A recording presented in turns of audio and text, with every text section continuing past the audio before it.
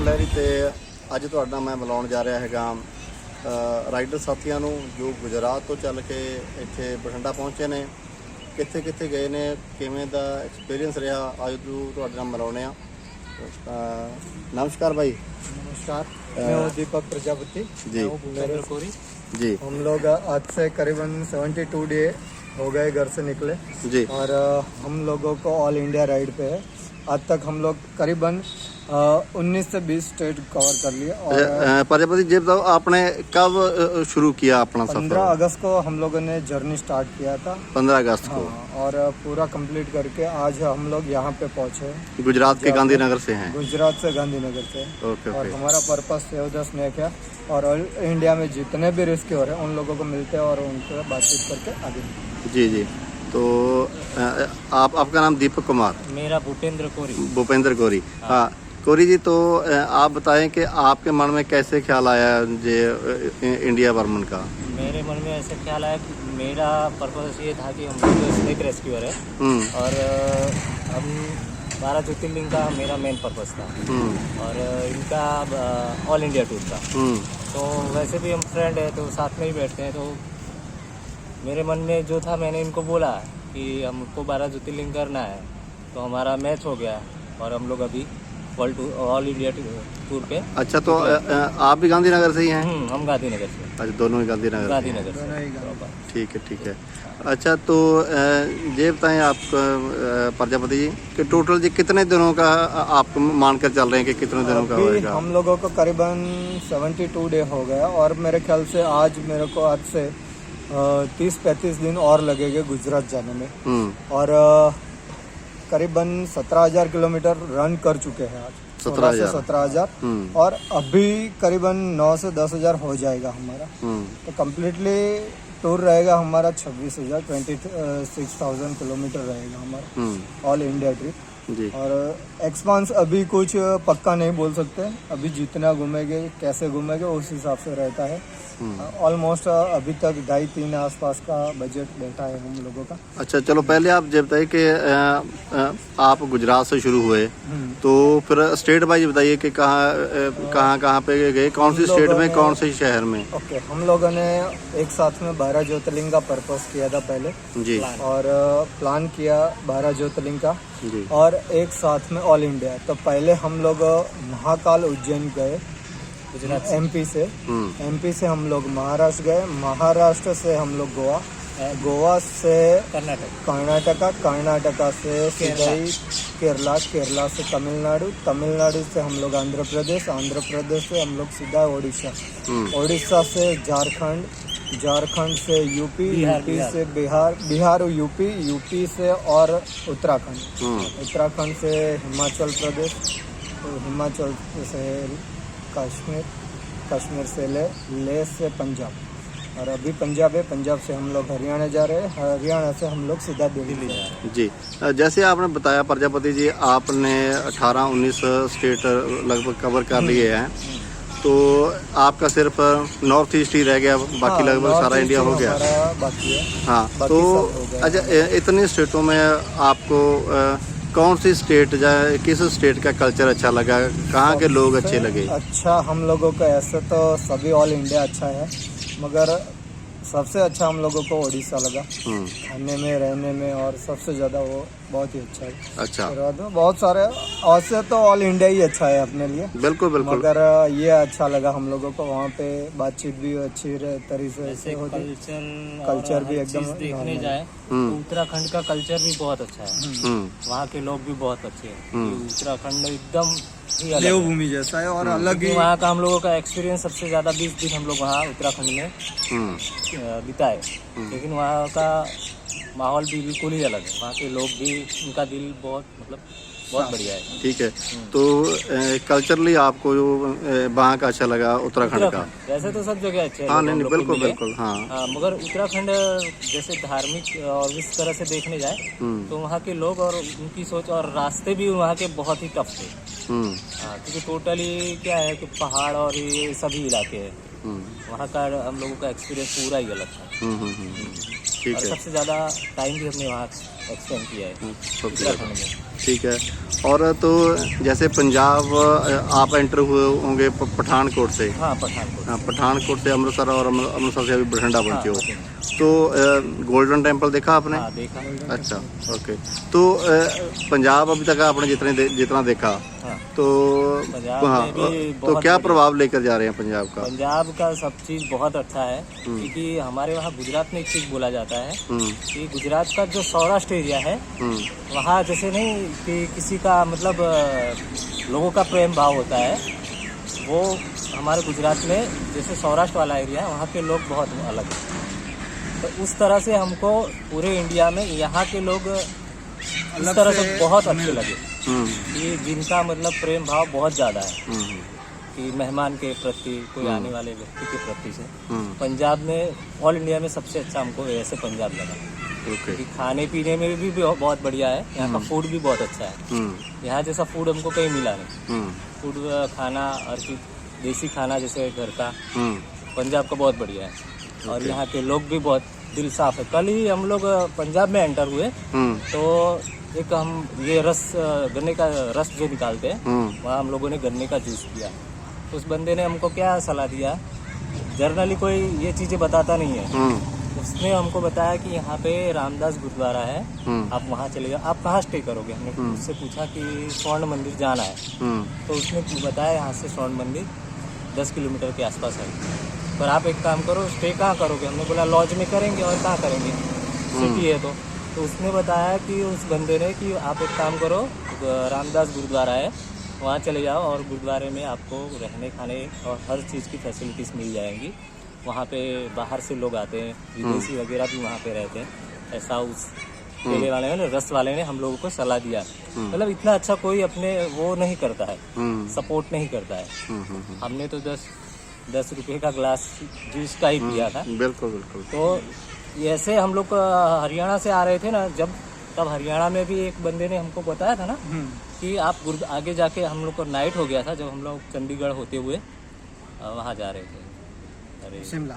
हाँ, शिमला। अरे यहाँ जम्मू। जब हम लोग जम्मू जा रहे थे उत्तराखंड से होते हुए, तब हरियाणा में भी एक बंदे ने हमें बताया था कि आप मतलब आगे नाइट में हम लोग को 8 बज गया था, तो उसने बताया कि आप आगे एक गुरुद्वारा है, वहाँ चले जाइए, वहाँ आपको खाने का और नाइट स्टे का मतलब सुविधा है, आप रह सकते हो, तो आपको अच्छा रहेगा। आप नाइट स्टे कर लो, आगे जर्नी कल सुबह से करना। तो इस तरह से लोग यहाँ बहुत अच्छे हैं कि ये आने वाले का ऐसे मतलब खाने पीने का, रहने का, हर तरह से मतलब सपोर्ट बहुत अच्छा है। और लोग दिल के बहुत अच्छे हैं पंजाब के, हरियाणा के। और जनरली ऐसे हम लोग को कहीं मिला नहीं है। अच्छा, एक आप बताएं प्रजापति जी, तो जैसे इतना आपका 72 डेज की जर्नी हो गई है, तो कोई बुरा अनुभव किसी स्टेट का रहा हो? ऐसा तो बुरा अनुभव था नहीं कभी भी, क्योंकि हम लोग करीबन 6 बजे के बाद ड्राइव नहीं करते थे। कभी भी ऐसा लगा नहीं हम लोगों को। बहुत ही अच्छा ही सभी जगह पे, तो सभी लोगों ने सपोर्ट बहुत ही अच्छा किया, सबसे ज़्यादा कोई दिक्कत नहीं हुई है अभी तक। तो आपका जैसे ऑल इंडिया टूर पर हो, तो इससे पहले भी कहीं के आपने राइड की है? राइड किया है, मगर इतना बड़ा राइड नहीं किया। हम लोगों ने कैसे गुजरात से निकलते थे, महाराष्ट्र किया है, फिर बाद में गुजरात में कई प्लेसेस है हमारे, सापुतारा है, फिर बाद में गिर है, ऐसे ऐसे छोटे छोटे राइड किए। 300 तक किया है, ज़्यादा नहीं। तो हम लोग ये पहली बार कर रहे हैं और बहुत ही अच्छा एक्सपीरियंस है और ये अच्छा लगा हम लोगों को ये। ओके, तो अगर बात करें सड़कों की, तो किस स्टेट की सड़कें आपको सबसे अच्छी लगी और कहाँ की सबसे बुरी लगी अब तक? सड़कें तो सबसे अच्छी अभी तो फिलहाल हम लोग चल रहे हैं, तो पंजाब की बहुत अच्छी है। पंजाब की अच्छी? पंजाब की सड़कें जैसे मिली हम लोगों को, वैसे अभी कहीं मिली नहीं। अच्छा। हाँ, और वैसे तो बुरी सड़कों में देखने जाए तो कौन से स्टेट की हम गिनेंगे? सभी अच्छा ही है, सभी अच्छा, क्योंकि हम लोगों को अभी तक प्रॉब्लम नहीं हुआ। प्रॉब्लम कहीं पे भी नहीं हुआ है आज तक, क्योंकि सभी स्टेट में सड़कें अच्छी है, कोई ऐसा नहीं कि नहीं है। मगर थोड़ा ये होता है टर्न के हिसाब से। हाँ, वो तो है। वो सड़कें तो हाँ, कौन से जैसे तो हमारे अनुभव में तो सड़कें कहाँ पे खराब सड़कें ऐसी तो कोई मिली नहीं तो वो आगे मिलेंगे अभी। आगे मिलेंगे अभी भी हाँ। बाद में। अच्छा यहाँ पर तो बहुत ही हाँ, अच्छा है। बिल्कुल। अच्छा, एक और बात कि कौन सी स्टेट के लोग जो हैं वो ज़्यादा ट्रैफिक रूलों को फॉलो करते हैं? मतलब आपको पता चल जाता ना रोड पे आते हुए कि कोई जो है इधर से निकला है, कोई उधर से निकले आया, अच्छा तो मतलब हाँ, आपको कहाँ पे लगा? रूल्स हाँ ट्रैफिक का हाँ ऐसे तो देखने जाए तो ऐसे तो कहीं पे अपने को कहाँ ऐसा ऐसे दिखा है, नहीं ऐसा तो कहीं भी ऐसा नहीं लगा हम क्योंकि लोग। मेन हाईवे से हम लोग निकल रहे हाँ, हैं तो कभी भी ज़्यादातर हम लोग प्रॉपर सिटी में भीड़ भाड़ में बहुत कम ही गए हैं। वाइल्ड और वो साइड उसमें एरिया हम सबसे लोग ने ज़्यादा लिया है, क्योंकि मेन वाइड सिटी एरिया हमारा सबसे वो ज्यादा, नहीं वहाँ है। पे क्या है सिटी ट्रैफिक से रहता हम नहीं, लोग हैं नॉर्मल प्रॉपर हम लोग सिटी से ही हैं, अहमदाबाद गांधीनगर से, तो हम लोग सिटी अवॉइड ही करते हैं। बिल्कुल बिल्कुल। जैसे गांव है, गांव के साइड में कोई घूमने लायक प्लेसेस है, ऐसी एरिया हम लोग ने चूज किया है और लिया है हर स्टेट में। तो इसीलिए हम लोग को ज़्यादा ट्रैफिक में जाना आना हुआ नहीं है। और वैसे भी भीड़ में तो सभी ऐसा ही, सब स्टेट सेम ही है देखने जाए भीड़ वाइज। और आप जैसे रूल्स रेगुलेशन की बात कर रहे हो ड्राइव के लिए, तो सब जगह ऐसे ही चलता है। तो जैसे आपका जो थीम है, आप ये मान सेव द स्नेक, हाँ, ये तो गांधीनगर, तो इसके पीछे क्या कारण है? क्या आप स्नेक लवर हो या क्या है? ये हम स्नेक लवर्स हैं, दोनों ही स्नेक। अच्छा, दोनों ही। Okay okay. तो मुझे 17 साल हो गया स्नेक रेस्क्यू करते हुए। अच्छा। और ये हमारे फ्रेंड है दीपक, इनको 6-7 साल हो गया। हम दोनों ही स्नेक रेस्क्यूअर हैं। Very good. और हम एक ग्रुप से जुड़े हुए हैं और पुराने फ्रेंड भी हैं। तो इस वजह से हमारा ग्रुप भी साथ है, तो इस वजह से हम लोग जर्नी में भी साथ हैं अभी। तो हमारा जो कहते हैं ना सोच मैच कर रहा था, तो हम लोग अभी हमारी ये राइड पे साथ में हैं। ठीक है। अच्छा, तो आप बताएं प्रजापति जी, जैसे स्नेक की बात करें तो है तो ट्रैक से हटकर, लेकिन थोड़ा ये बताएं लोगों को, ये भ्रम रहता है कि सभी जो सांप हैं वो जहरीले होते हैं, तो उसके सांप के बारे में थोड़ा बताएं कि सभी होते हैं या कौन सी जो नस्ल है वो ज़्यादा जहरीली होती है? सबसे ज्यादा इसमें क्या है कि सभी लोग ऐसे मानते हैं हर सांप जहरी है, सभी स्नेक पॉइजनस है, मगर ऐसा होता नहीं। कुछ ही सांप ऐसे है कि जो पॉइजनस है, बाकी सब नॉन पॉइजनस है। इसमें इंडिया में पाए जाते हैं स्नेक ऐसे हैं जो पॉइजनस है। कितने परसेंट? 5%। सिर्फ 5% है? 5%, बाकी सारे नॉन वेनमस है। अच्छा। अपने इंडिया की देखने जाए तो 300 के आसपास की प्रजातियां हैं सांपों में। उसमें से सिर्फ 5% ही ऐसे हैं जो वेनमस है, बाकी नॉन वेनमस है सब। बस इंसान के दिमाग में एक ही चीज है कि सांप देखा तो वो जहरी है, खतरा है, मार दीजिए, मार दीजिए। बाकी ऐसा कुछ नहीं है। मैं एक मैसेज देना चाहता हूँ सांप के बारे में। सांप एक ऐसा जीव है जो आने वाले समय में हमारे यहाँ से लुप्त हो जाएगा, क्योंकि लोग उसे मार रहे हैं। अभी हम पंजाब में हैं, तो मैं पंजाब में एक चीज़ बहुत बढ़िया कहना चाहता हूँ कि यहाँ सब अपने भारत में सबसे अच्छी खेती है ना पंजाब की, और पंजाब में खेती सबसे अच्छी है। तो अब मैं एक सवाल और कर रहा हूँ आपसे कि वैसे देखने जाए तो किसान का सबसे अच्छा मित्र कौन सा है? सांप है। सांप है ना, क्योंकि चूहा सबसे ज्यादा हमारा अनाज बिगाड़ता है, बिगाड़ करता है। जितना खाता नहीं है, 60% अनाज किसान का चूहा बिगाड़ता है, जितना खाता नहीं है उतना बिल में ले जाता है। बिल्कुल, ठीक है ना। और सांप का, चूहे का सबसे बड़ा दुश्मन सांप है। तो वैसे देखने जाए तो सांप हमारा फ्रेंड है, मित्र है। हमारे वहाँ पढ़ाई में भी आता है कि सर्प है ना, वो खेडूत मित्र है, मतलब किसान मित्र है। तो आप सांप को मारिए मत, उसे बचाइए। हाँ, अगर आपको ऐसा लगता है खतरा है तो आप लंबा डंडा लीजिए और उसको मतलब हटा दीजिए। जब तक आप उसे कोई परेशानी नहीं करेंगे तब तक वो आपको काटेगा नहीं, बाइट नहीं करेगा। वो रीज़न है आपके। हम लोग खड़े हैं यहाँ से, बीच में से कोई भी सांप निकलेगा तो हमको बाइट नहीं करेगा, मतलब काटेगा नहीं, जब तक हम उसके ऊपर पाँव नहीं रख देते या उसको डिस्टर्ब नहीं करें। वैसे नॉर्मल एक उदाहरण है कि आप किसी को झापट मारेंगे तो सामने मारने वाला ही मारेगा ही, बिल्कुल। तो आप उस पर पाँव रख दोगे तो वो काटेगा, वो उसका स्वभाव है। तो यही चीज़ है कि आप सांप को मारिए मत, जहाँ तक हो सकता है उसको जाने दीजिए। और अभी तो हर स्टेट में रेस्क्यूअर हो गए हैं, स्नेक रेस्क्यूअर। तो आप कॉल करिए, वो आके ले जाएंगे, फ्री ऑफ चार्ज है। हर चीज़ सुविधा है। अब तो पहले तो नहीं थी, तो आप जितना हो सकता है साफ बचाइए। तो हमारा देश का अनाज है ना जो कम हो जा रहा है, पहले से बहुत कम हो चुका है। अभी यहाँ तो बहुत खेती, कुछ स्टेट ऐसे हैं जहाँ पे ज़मीनें है ही नहीं है। बिल्कुल सही। हमारे गुजरात में ही देखने जाओ, ज़मीन बिल्कुल बची नहीं है। सब जगह क्या होते जा रहा है कि बिल्डिंग्स, मॉल्स, मकान से ही सब बन रहा है कि बेच के लोग। तो आने वाले समय में क्या हो जाएगा, अपने यहाँ खाने की कमी हो जाएगी। तो इस वजह से जो जितना है वो भी हमें बचाना ही चाहिए। तो सांप को बचाना बहुत ज़रूरी है, मेरा कहने का मतलब यही है। और हमारे सांप का जो ये पर्पस है, ये हम लेके चल रहे हैं, वो भी यही सबको बताते हैं कि जो सांप है उसे मारिए मत, जितना हो सकता है बचाइए। दूसरी चीज़ ये है, सेव द स्नेक लेने का पर्पस ये है कि पूरे भारत के जो रेस्क्यूअर हैं, किसी को भी कोई परेशानी होती है इन केस, तो एक ग्रुप बन जाएगा, तो एक दूसरे को हेल्प कर सकते हैं। इनकेस किसी को सांप ने काटा, जैसे इनको काटा है, तो गवर्नमेंट कोई सपोर्ट नहीं करता है हम लोगों को। डिपार्टमेंट फॉरेस्ट डिपार्टमेंट का हमारे वहाँ पे कोई सपोर्ट नहीं है एज ए पैसे से या फिर वैसे आर्थिक। ये हम लोग प्राइवेट ग्रुप चलाते हैं, तो हमारे रिस्क पे है टोटल। कुछ हो गया, अगर ये प्राइवेट में करवाने जाते हैं तो 2.5 से 3 लाख खर्चा हो जाता है एक स्नेक बाइट होने के बाद। तो मिडिल क्लास घर से हो, उसको बाइट हुआ है जो रेस्क्यू करता है, तो उसके लिए बहुत बड़ी बात हो जाती है। तो हम लोग जो अभी ये टूर पे हैं, तो इससे किसी भी स्टेट में किसी को भी बाइट हुआ तो ग्रुप में मैसेज जाने से सब जितना हो सकता है हेल्प भी कर सकते हैं एक दूसरे को। बिल्कुल सही है। तो यही सब पर्पस है हमारा। तो कुछ निकले हैं तो अच्छा ही करके लौटे, ऐसा हमारा अच्छा विचार है जी। अच्छा, तो कोरी जी आप करते क्या हैं? वैसे मेरा काम तो प्लम्बिंग का है, प्लम्बर हूँ मैं। मैं छोटे मिडिल क्लास घर से हूँ, तो मैं प्लम्बिंग का काम करता हूँ। अभी मैं निकला हूँ तो मेरा भाई छोटा है, वो मेरे साथ ही काम करता है, तो वो मेरा बिजनेस को ही संभाल रहा है जी। और तो आप प्रजापति जी आप क्या करते हैं?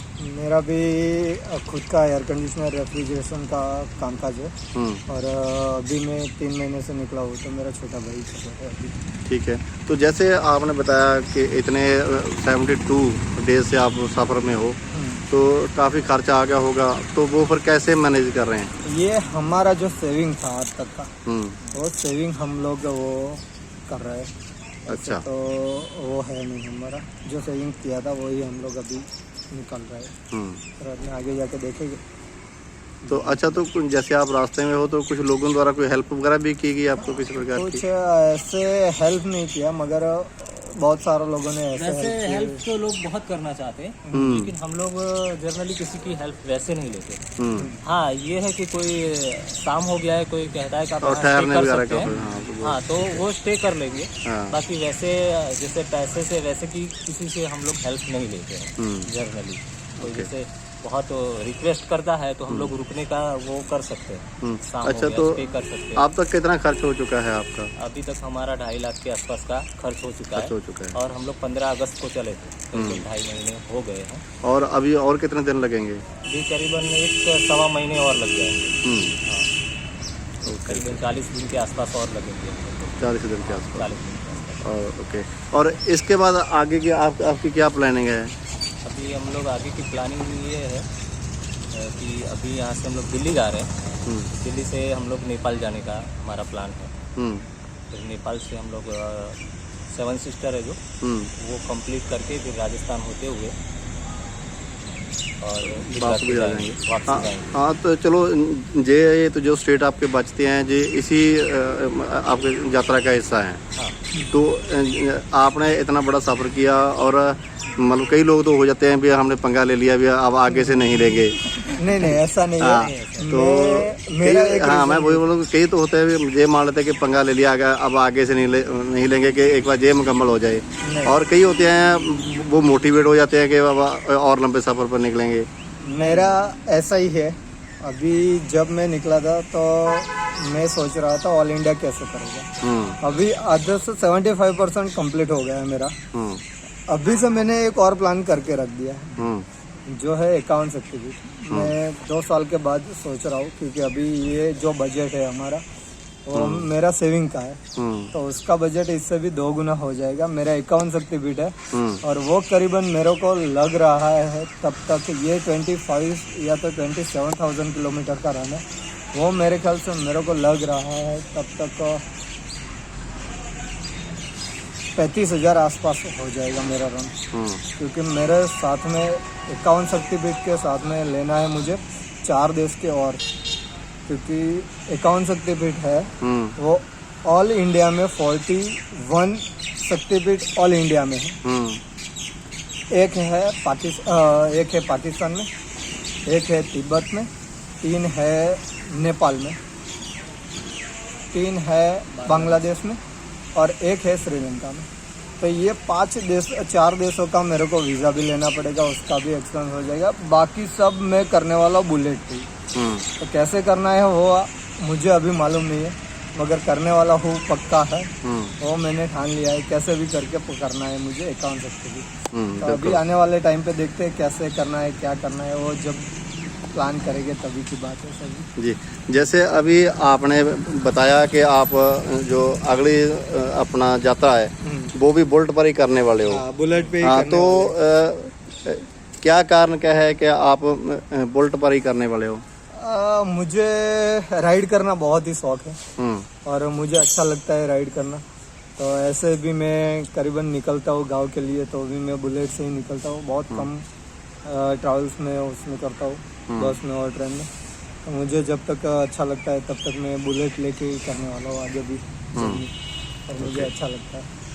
चलो ठीक है भाई, आपकी इस जर्नी और नेक्स्ट जर्नी के लिए बेस्ट विशेष हमारी ओर से। Thank you. तो आप बठिंडा है आपका, जहाँ पे बठिंडा की ओर से पूरे पंजाब की ओर से बहुत बहुत स्वागत, धन्यवाद, थैंक यू।